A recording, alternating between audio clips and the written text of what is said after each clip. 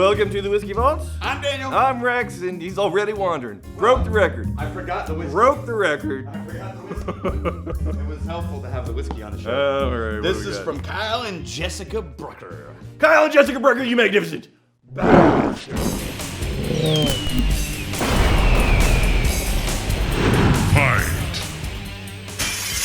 So, Wisconsin whiskey again. From farm. We've been getting a lot of northern Midwestern whiskeys. Okay. Minnesota, Wisconsin. Farm boy. Farm boy. And all I can think of is farm boy, fetch me that pail of water. As you wish. And if it didn't say as you wish on this thing somewhere, that is a seriously missed opportunity. As you wish. Oh no, my dear Wesley! She throws herself off the cliff. I showed my boys that movie for the first time. It was one of my favorite moments. Yeah. The joys of getting to show your boys, right, as they get old enough, different tiers of movies that you've always loved. The Princess Bride is what we're talking about. And then the big rats, man. Like, whenever you're a kid, you're watching ROUSs. Whenever you're a kid and you're watching that, you're like, oh my God. They're terrible. Those rats. Okay. All right, so This is... Ledgerock is from Wisconsin. They grow all their own grain. Yeah. They distill all their own stuff. They're using limestone filtered water off the Niagara Escarpment. Oh, right. We're on the Balcones Escarpment. Yeah. They affectionately call it the Ledge. This is Jay and Heidi Retzer. I'm getting that grain almost to granola. For a moment, I get like a flash of peanut in there. Yeah, so they don't call this bourbon. They call this whiskey. Okay. And they say that they're using corn and wheat. So I wonder if that's all they're using, they've got to be malted barley in there. Are they really not getting Grain. one of those grains high enough? I don't know. Grain. Oh. Almost granola. A little bit of peanut. It just says distilled from grain corn. Okay. Aged a minimum of 22 months. That's solid. Barrel 14. And the proof is 90 proof, 45%. Mm-hmm. Okay. Oh. That's simple. It's got that slight grain note. Yeah, it's well, I'm saying it's a decently sized chunk of graininess. Yeah, And then I'm getting like a core of graininess, like the way granola presents the grain. Yeah, not sugared granola, but like actual granola. Yeah. And then there's this layer of the barrel tannin around it, and then there's some type of sweetness around that. But it's not just sugar. No. I don't know. It's not honey. It's not honey. It's not molasses. It's not syrupy. Is it a sweet tea? It's not. It's not. It might be Sweet tea? It's not. You know what it is? It's sugar added to something. Okay. It's not sugar. Yeah. It's not like icing or powdered sugar. Or, I think maybe if we put it into the tea family because of all the botanicals. Yeah. But really sweet tea, it might be headed that direction. I think I'm finally getting that grain to turn into almost like a dry hay that has sweet tea poured over it. Yeah. And you make a dry hay soup with sweet tea. hay soup with sweet tea. Yeah. Please don't make that a Did it. shenanigan. Did it. You make that at home. Yeah. And then you spike it with vodka to get the alcohol. Spike it with vodka. Same thing. What would you compare this to? I don't know. This is nice. So this is the type of presentation of the grain note that is almost a granola.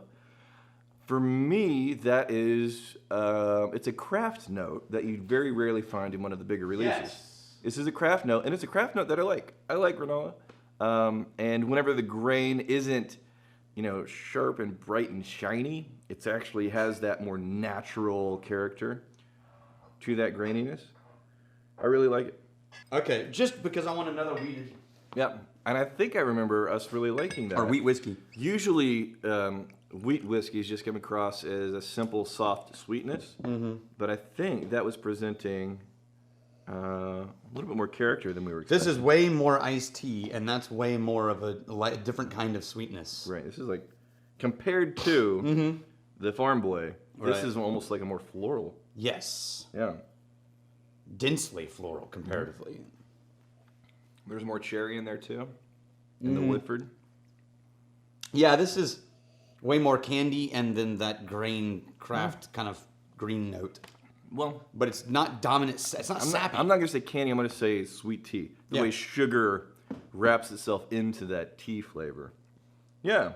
Yeah. It's not bad. Well, I'm not. I like the granola flavor. It's not bad at all.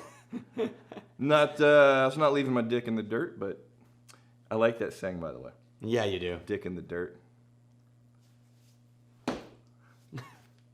Well, hold on a second. If I really like something, then my dick wouldn't be in the dirt. That's true.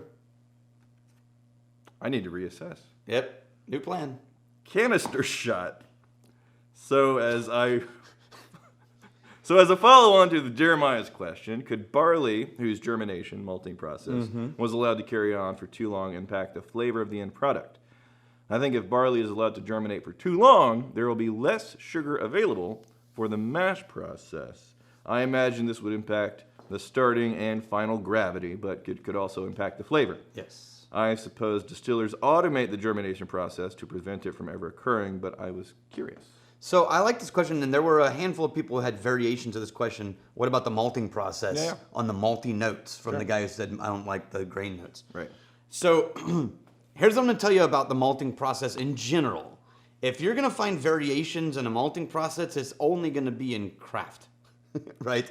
The big guys, there's a lot of science that shows the optimum for everything. And all the big brands are living inside of pretty reasonably small spectrum of optimum everything. Right. And all their variations are in aging and peat and things like that, but not in the malting. They're not willing to have thousands of tons of stuff go through and not maximize the amount of... Yes. So in the big brands, you're not going to find enough variance on that part of the process to create any meaningful difference. I think there's probably some... Craft guys. I think there's probably some variance, but not the kind of variance where you'd be able to go... Not meaningful. Yeah. The craft guys, however, if they are learning or figuring it out or just have decided this is our way, yeah, maybe, but I don't know how much it would come out the other end of distillation plus barrel aging. Yeah. It'd be kind of a little expensive, time-consuming, but an interesting thing to try and explore there. Yeah. With maybe we make it Dave's probably aquaplan. Dave, give us like 4 different fermentations. One optimum, one sub, and one sub the other direction. Right. Like you stopped it too soon. Right. You didn't let it go. You let it go sit way too long. And then we'll do a video about it. Yeah. And get all the credit. And then we'll try and remember that you did it. You did all the work. So we can say, Dave. Well done, Dave. What are the results as we sit in our chairs? Bring it. I'm drinking Agapon beer. He lifts it up 2%. Your velvet gloves are filthy, Dave. That's right. Reprimand. How dare you? Formal reprimand. Eric Evanson. Flogging. There will be floggings. You're welcome, Rex, for the bourbon cologne. Thank you. Ah, yes. Hold on. What the hell, Eric? You're not supposed to put what are you doing? But there was 2 of them in the package.